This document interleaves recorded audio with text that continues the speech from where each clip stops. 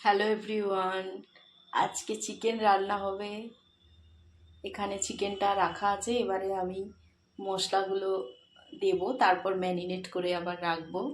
চিকেনটাতে আমি সমস্ত মশলা যেমন নুন, হলুদ, জিরে গুঁড়ো, ধনে গুঁড়ো, লঙ্কা গুঁড়ো আর একটুখানি এক টুকরো লেবু, অল্প একটু ফ্লেভারের জন্য চিনি আর সর্ষের তেল দিয়ে ভালো করে ম্যারিনেট করে রেখে দিয়েছি। তারপর এর 15 মিনিট পর আমি চিকেনটাকে রান্না করব। চিকেনটা চিকেনটাকে আমি এখন আলু, টমেটো, আদা, পেঁয়াজ, রসুন, ধনেপাতা, কাঁচা লঙ্কা সমস্ত দিয়ে সমস্ত কিছু ভালোভাবে কড়াতে দিয়ে এখন রান্না করছি। দেখতেই পাচ্ছ এই যে টকবক করে ফুটছে। মিট মশলা আমি একদম চিকেন হয়ে যাওয়ার পরে দেব। তো তারপর আমি আসছি তোমাদের সাথে চিকেনের ফাইনাল লুকটা কেমন হয় সেটা দিই আর একটু পরে।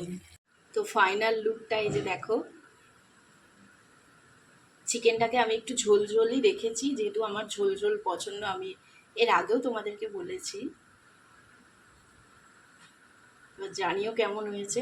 আর আমার চ্যানেলটিকে ভালো লেগে থাকলে প্লিজ তোমরা লাইক, শেয়ার, সাবস্ক্রাইব একটা করেই দিও। টাটা, দেখা হচ্ছে নেক্সট ভিডিওতে খুব তাড়াতাড়ি।